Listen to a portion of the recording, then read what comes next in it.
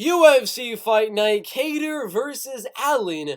Full card prediction, we have 9 fights.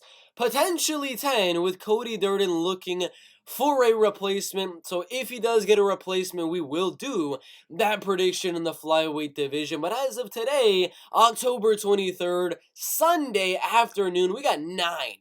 9 fights. Calvin Kattar, Arnold Allen, Griffin means Jacoby, Rountree, Acosta, Vanderaa, and Fremd, Gore on the main card. The prelims, we got 4 fights on the prelims. Arlovski, Lima, Garcia, Hooper, Holmes, Park, and Hawes, Dolidze. Some good fights on the card. I do like Phil Hawes, Dolidze. I do like Dustin, Jacoby, Khalil, Rountree. The main event's obviously good. Some good ones here and there as well. It is an okay card with the fights that are on it. But there have already been 5 fight cancellations so far on this UFC fight night, one of which being with the same guy in Clifton Rodriguez. So hopefully we get some more fights on this UFC fight night. But yeah, that's all we got on this one. That is all we got on this one. If you're new to the channel, make sure to go down and subscribe. Make sure to like the video. Always trying to get at least 50 likes on these UFC Fight Night or UFC pay-per-view full card prediction. But if we can get to 100 likes, that would be a good thing for me. Comment your predictions down below and look at the pinned comment in the description the top link in the description for all of my bets on this UFC fight card, and the link right below that one can get you a free 125% deposit bonus. You put $100 in a bet US, you get $125 for free to bet on UFC Fight Night Kattar versus Allen. So if you want to support this channel, get all of my bets for $3 a month, click the top link. If you want some free money, $125 for absolutely free, click the link right below that. But with all that being said, let's get into it. We have a banger. 9 fights. Goddamn, only 9 fights. But let's get into it. In the first one here in the middleweight division, Dolidze and Phil Hawes in the middleweight division. The middleweights are looking pretty good recently. Phil Hawes going out there, knocking out the Win, beating Kyle Dawkins in a dominant wrestling and grappling and ground and pounding performance, beating, you guessed it, Nasruddin freaking Imavov, a top 15 UFC middleweight, and only losing to Chris Curtis, who, guess what?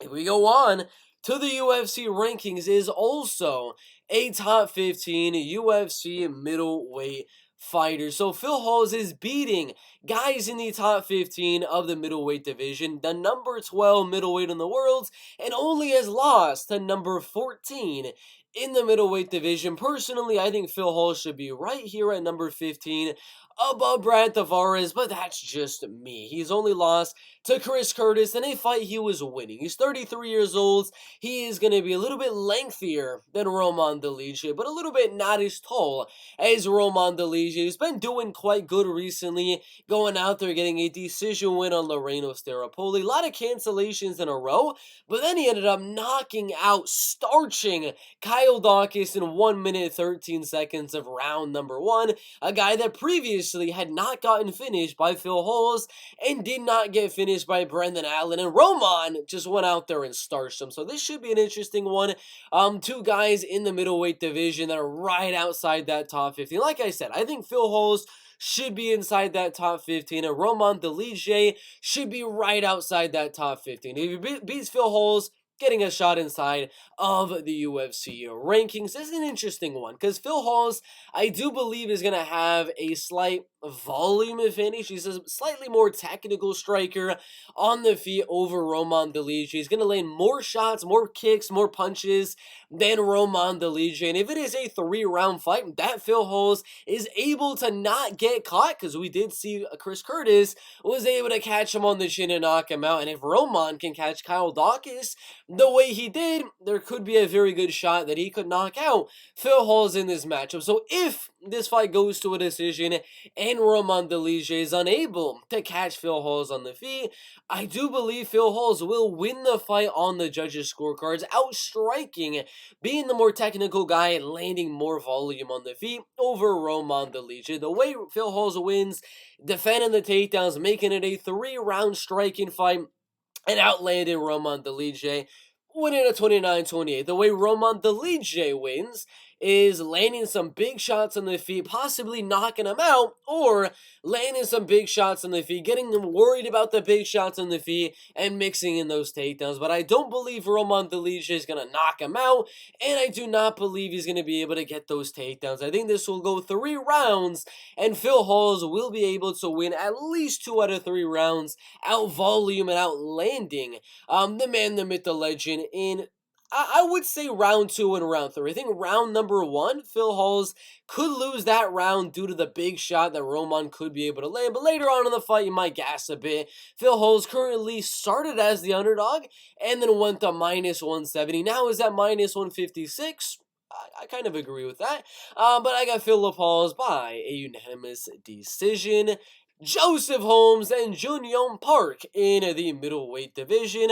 I'm going to be honest, I feel pretty decent about this one. Yong Park only has lost once inside of the UFC. Started off doing very, very good, beating a lot of good guys. Sorry, 2 times in the UFC. And forgetting about the Anthony Hernandez Anaconda choke submission loss. But other than that, after that loss in his UFC debut, 3 months later, got a unanimous decision win on Marc-Andre Barrios, a unanimous decision win on Julian Phillips, where he landed the most strikes in UFC middleweight history in a 3-round fight.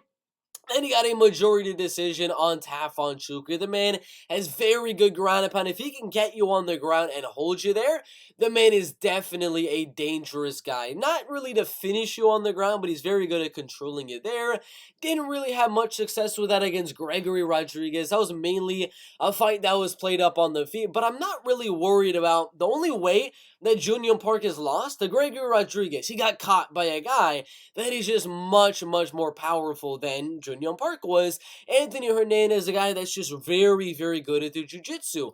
Joseph Holmes, I don't think, has the jiu-jitsu to submit Yong Park like Anthony Hernandez was able to. I don't think he has the power to go out there and threaten to knock out Yong Park on the feet like Gregory Rodriguez was able to. So I honestly think Yong Park should go out there and know that Joseph Holmes isn't going to be that dangerous and as dangerous as a few of Yong Park's recent opponents, as the man could not finish Jamie Pickett. Ended up losing to Jamie Pickett in that fight. Yes, he's tall, yes, he's lengthy, but Yong Park should be able to go out there, land the harder shots on the feet, pressure forward, knowing that Joseph's probably not going to land with the biggest shots on the feet and hurt Yong Park in the striking. So he's going to come into that range, pressure Joseph with some big shots, and mix in those takedowns. And I'm going to stick to the trend of Yong Park never getting a finish inside the UFC, and Joseph Holmes never getting finished inside of the UFC, or in general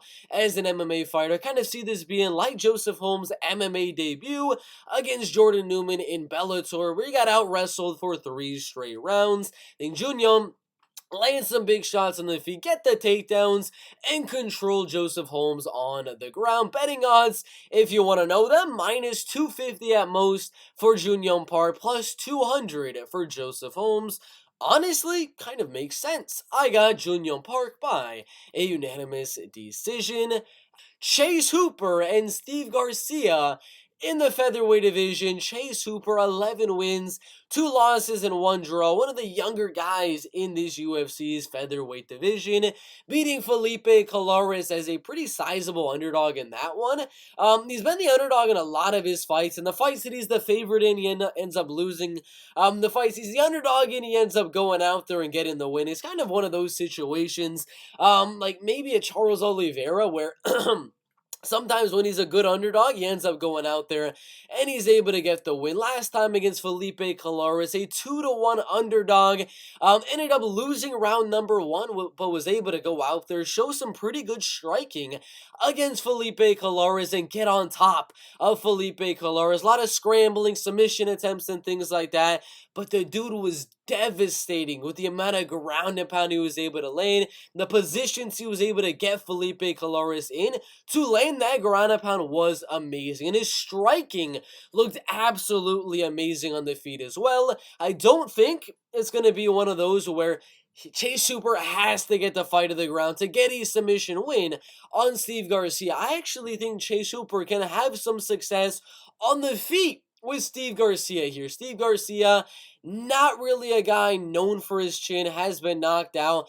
In his last fight with Maheshat, they did get rocked in the Luis Pena fight as well, did lose a unanimous decision, got rocked in the Charlie Ontiveros fight, got knocked down twice, but was able to come back and get the win. I do believe that Chase Hooper will be able to rock him on the feet. I don't think he's going to knock him out on the feet, but I think it's going to be a similar situation to the Maheshati fight, where Chase Hooper is going to catch him with something good on the feet. He's going to be out-voluming on the feet. He's going to be going for takedowns, mixing it in and things like that. And one of the times where Steve Garcia is going to be coming in to land something big on the feet, Chase Hooper is going to rock him on the feet with something big. Not going to knock him out, but it's going to be kind of like a Charles Oliveira, Justin Gaethje situation, where Chase Hooper is not the most powerful guy, but his striking did look good against Felipe Colares. He's gonna catch the chin of a guy that really does not have a chin in Steve Garcia, and just like Oliveira did to Justin Gaethje, after he rocks him, he's gonna be looking for a guillotine. He's gonna be looking for a rear naked, a Darce choke, a heel hook, whatever the case may be. And I do believe he will get the submission after rocking Steve Garcia on the feet. His striking looked absolutely amazing in his last fight with Felipe Colares, much improved. And Steve Garcia, again, I didn't even talk about it so far. He's moving from the lightweight division to the featherweight division. That means the chin is going to take a significant hit that he's going to be moving down a weight class, because there's not going to be as much water in his system to make up for his chin situation. So I got Chase rocking him on the feet and submitting him on the ground in round 1 or in round number 2. Betting odds got Chase Hooper as a -222 favorite, and they got Steve Garcia +210. I got Chase Hooper inside the distance, round 1, round 2 by a submission. Andrei Arlovski and Marcos Rogerio de Lima in the heavyweight division. Marcos Rogerio de Lima only losing to fighters inside of the top 15 of the UFC recently. In the whole of his MMA career, no, I mean, he's lost to other guys that have been outside of the top 15, but recently in his last 5 fights has only lost to top 15 Alexander Romanov and top 15 Blago Ivanov, beating Maurice Green by unanimous decision, knocking out Ben Sassoli as well as Ben Rothwell. A lot of his wins are inside the distance. I don't really recall too many decision wins from Marcos. He's got 4 decisions and 14 KO TKO wins, has been submitted 6 times, has been knocked out once, and lost 2 decisions. If he's going to lose, it'll be one of those 2 decisions, and if he's going to win, it'll be one of those 14 knockouts. So we already know the outcome of this fight goes one of 2 ways. Like I just said, Marcos goes out there, rocks Andrei Arlovski on the feet, and just keeps pouring on with hook after hook after hook, and easily starches Andrei Arlovski round number 1, round number 2.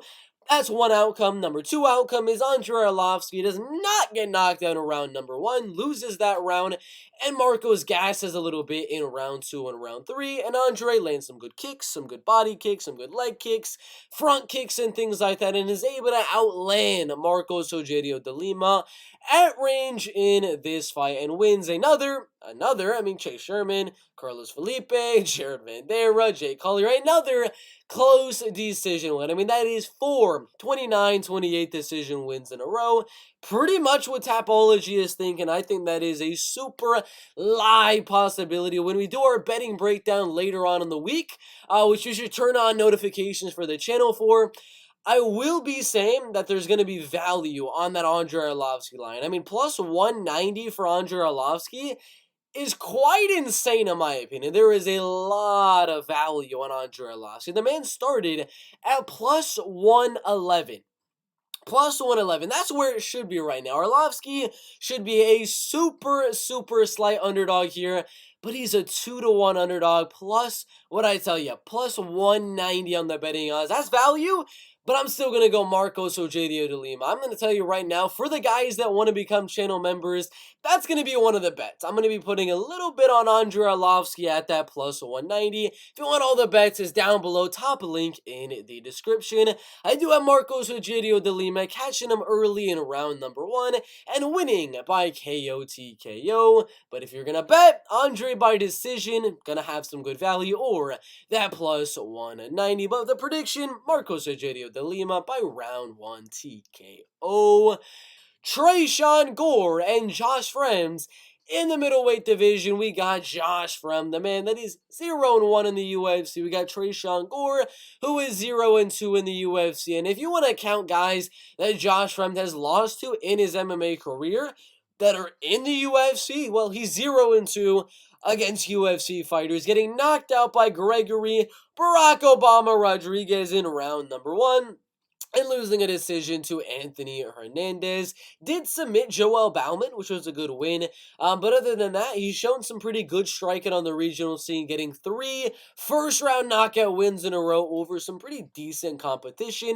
But if he's going to win here against Tresean Gore, he's going to need to use a little bit of that striking to keep at range, as he is going to be the 4-inch taller guy, and he's going to have a 1.5-inch reach advantage. He's going to need to go out there, use that height, use that reach to stay at range from Tresean Gore, because Tresean Gore, if he's able to close that range, the dude does have the power to knock you out. He's got a good amount of power in his hands when he does throw his hands. But I like to call him the Tyron Woodley of the UFC's middleweight division. He just does not let his hands go. But I do believe Josh Fremd should get the win here. I think what Bryan Battle was able to do is kind of going to be what Josh Fremd is able to do in this one. Bryan Battle was able to outstrike him on the feet just a little bit. I mean, the volume was pretty even from both guys. You could say the striking could go Tresean Gore, could have gone Bryan Battle.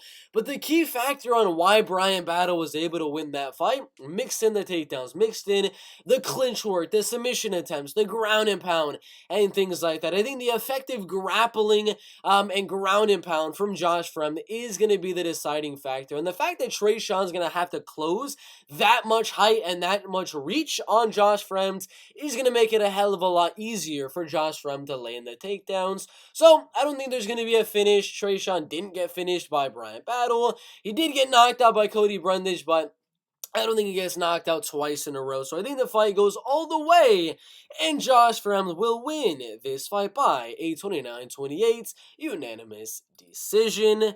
Waldo, Cortes Acosta, and Jared Vanderaa in the heavyweight division, a guy I have parlayed on the Contender Series against Danilo Suzart. I put some good money on Waldo Cortes Acosta. He made me a good amount. And knocking out Danilo Suzart, knocking out Thomas Peterson. I bet him as the underdog. I've been betting Waldo Cortes Acosta for quite a while. I'm going to say it right now. It's another time to bet Waldo Cortes Acosta. I mean, Jared Vanderaa is currently on a 4-fight losing streak, getting TKO by Alexander Romanov, losing a very close decision on Andrei Arlovski, getting submitted by Alexei Oleinik, and knocked out by Chase Sherman. Waldo is better than Chase Sherman. Waldo is a better striker than Andrei Arlovski. Alexander Romanov, Alexei Oleinik, you can't really say too much there because those guys are better grapplers and wrestlers. But if he's getting outstruck by Andrei Arlovski on the feet and losing a decision there, if he's getting knocked out by Chase Sherman, who does not have the speed and the volume and the power of Waldo Cortes Acosta, it's fairly obvious in my opinion. Waldo, he's undefeated. He's beating guys that I said he was going to beat. I've been on this man for quite a while. Waldo is going to absolutely destroy Jared Vanderaa. He's going to win round number 1. He's going to hurt Jared a little bit. Jared will survive, but in round number 2, he's going to get hit with too much. The referee will see enough, and we're going to get a standing TKO, or Jared just going to fold and sit down right next to the cage. Few little side shots to the side of the head. Waldo by TKO in round number 2, Dustin Jacoby and Khalil Rountree in the light heavyweight division. Khalil Rountree is going to be the younger guy here.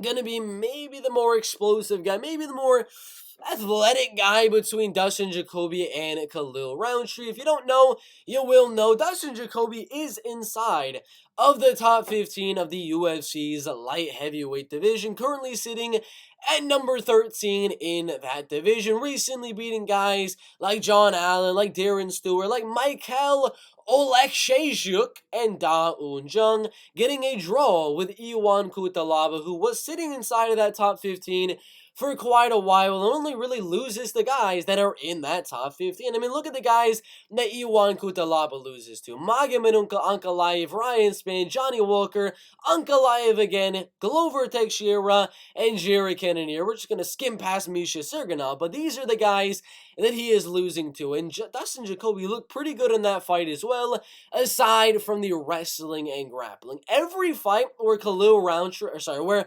Dustin Jacoby is striking in, he's able to win. He's able to. Maxim Grishin was a striker. They struck for 3 rounds and he was able to win. Mikhail Oleksiejczuk, striker. They struck for 3 rounds. He was able to win. Da Un Jung, striker. A little bit of wrestling, a little bit of grappling, but that fight stayed on the feet, and he was able to knock him out. If it is a striker versus striker fight, if it's going to stay on the feet for 3 straight rounds, Dustin Jacoby's going to win the fight. And the only way you're going to beat a guy like Dustin Jacoby if you can match the striking and mix in the wrestling and grappling. I don't believe Khalil Rountree will be able to mix in that wrestling and grappling. The only way I see him winning is some fluke knockout, a spinning wheel kick, an oblique kick or something like that that's going to tear up the knees of Dustin Jacoby. He's not going to out-wrestle him. He's not going to take down Dustin Jacoby. This will be a striking match where Dustin throws more volume. I believe he hits harder with his hands. Khalil might have the better kicks, but I think Dustin will out-volume him, use his height, use his reach, stay on the outside, land the more effective strikes for the full 3 rounds. Again, the man, if it's a striking match, he's not going to lose again, unless it's against, like, freaking Alex Pereira way back in 2014 when they had a kickboxing match, if you want to know about, that was in the middleweight division way back over here when they were both 26 and 25 years old. If it's not that type of striker versus striker matchup, he is going to win. And the man has not lost for a very long time, ever since John Salter, a wrestler and grappler. The only guys beating him are taking the man down, grappling him, submitting him, rear naking him, ground and pounding him. Khalil's not going to do that. It's going to be a striking match. Dustin Jacoby by a unanimous decision. Tim Means and Max Griffin in the welterweight division. I got Max Griffin winning this one. He is 36 years old. He is younger. He is not as tall, but he is going to be lengthier than Tim Means. Tim Means is going to have the volume advantage by a little bit here. He hits a little bit more than Max Griffin does. I'm forgetting about Maxime Grisham, though. He does throw a little bit more volume. He's got the better elbows, but Max Griffin is going to have the harder punches. He's going to hit a little bit harder than Tim Means does in this fight. He is younger. I believe he's going to be the faster striker here than Tim Means, and I believe he will be able to defend the takedowns of Tim Means in this fight as well. I do not expect to finish Tim Means. Yeah, he got submitted by Kevin Holland. Yeah, he got submitted by D-Rod. Is Max Griffin going to go out there and submit Tim Means? I don't think so, man. Got a good doctor stoppage win on Ramiz Brahimaj. Got a good knockout on Kenan Song. Beat Carlos Condit on the feet as well, but I mean, come on. Is he going to submit Tim Means? That's the only way Tim gets finished. So, no, I'm not going to say that happens. And Max Griffin doesn't really get finished all too much. The last time the man got finished was Colby Covington in round number 3 way back in 2016. He doesn't get much finishes aside from the Kenan Song Ramiz Brahimaj fight. Those are the only 2 finishes in the last 5 years as an MMA fighter for him. And Tim Means, yeah, I mean, he hasn't had a finish in a while. Loreno Staropoli decision, Perry decision, Nicholas Dalby decision. This fight should go all the way. Tim Means is going to land the more volume here. He's going to land the better shots in the clinch, but Griffin is going to land the harder shots. He's going to stun Tim Means on the feet. He's going to hurt Tim Means a few times in this fight. It's going to be that sort of Rob Font versus Marlon Chito Vera situation where Tim Means is going to be landing landing a lot of volume early on in round number 1, early on in round number 2, early on in round number 3, and Max is going to catch him with something big on the feet, and that's going to narrow the margin of victory in each of those rounds, and the judges are going to be like, well, do we go a little tap jab, a little tap to the body, a good elbow from Tim Means, or are we going to go that big right hand that wobbled Tim Means at the end of round number 1, kind of like Marlon Chito Vera does? Well, most judges are going to go the shot that's actually committing the most damage to their opponent, which is going to be from Max Griffin in their fight. So I do believe Max going to land the harder shots, get hit with more shots, but the judges are going to value those harder shots from him. When I do the betting breakdown video later on in the week, if you want to see all the bets I'm actually going to make, check the link at the top of the description. But I will say in that betting breakdown that I'm not going to be betting Max Griffin. These odds are horrendous for Max Griffin because it all comes down to what the judges think. Minus 180 for a fight that in my opinion should be minus 110, minus 110 is horrendous, is absolutely horrendous. That is dog money or pass, in my opinion, as it comes down to what the judges value. Do they value the big moments from Max Griffin, landing the harder shots, or the clear volume advantage from Tim Means and a potential cut that Tim Means could land? He's got very good elbows. He could cut up Max Griffin in this fight as well. So it's what the judges value. I think they're going to go Max Griffin very, very slightly, but it is a super close. So not going to be a confident pick when I talk about my confident picks in the next video. But yeah, don't bet Max Griffin. It's dog or pass. It's dog or pass. I got Max Griffin by a 29-28. Very close, very controversial, unanimous decision. Calvin Kattar and Arnold Allen in the featherweight division, minus 110, minus 110 on the betting odds. Tapology's going Allen to win the fight at 62%, giving him around a minus 150, minus 140 odds from Tapology. From the public, they are saying Allen should be the favorite. He's undefeated except for one fight early on in his MMA career about 8 years ago against Marcin Warzolkek, however you say that one, where he lost by unanimous decision. Other than that, since then, won 2 more fights and has been undefeated inside of the UFC, submitting Mads Burnell, who's a very, very good jiu-jitsu guy, getting 4 unanimous decisions in a row, and then finally, out of nowhere, when he had 0 knockout wins in the UFC, finally was able to get a knockout and knock out Dan Hooker in round number 1, just a bit over the halfway mark in that round.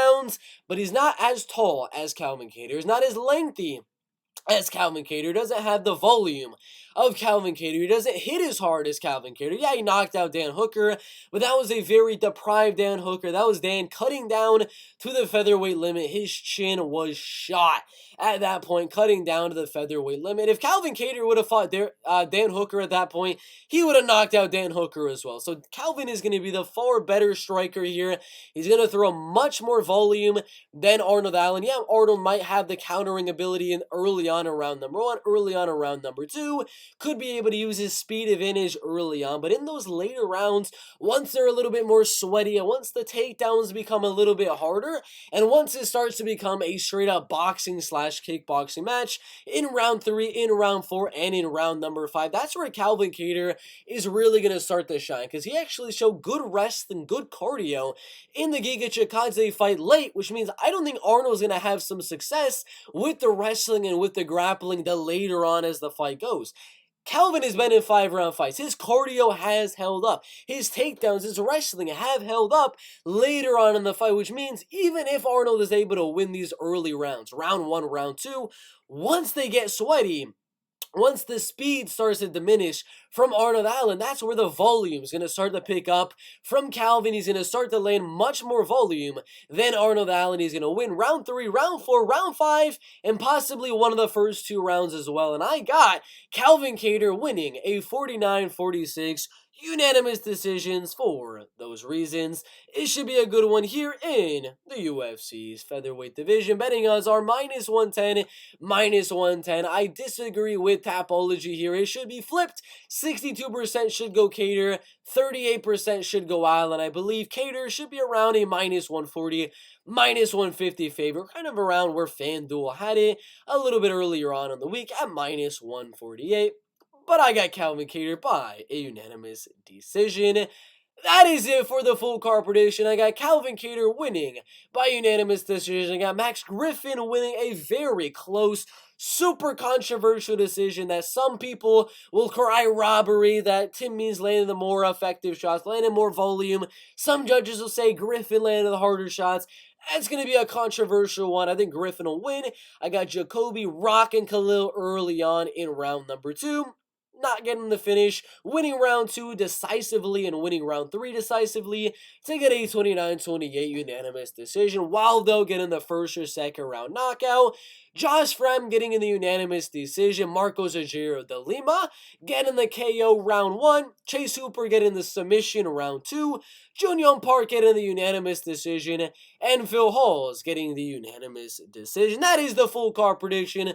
Only 9 fights, and like I said at the beginning, if Cody Durden does get a replacement fighter for Kledston Rodriguez, which that is what they're looking at doing for this UFC fight night, then I will make a separate video on just that prediction. I'm not going to redo this full card prediction, but I will give you that one. So thank you guys for watching. Hit that like button, subscribe, and we'll see you in the next one.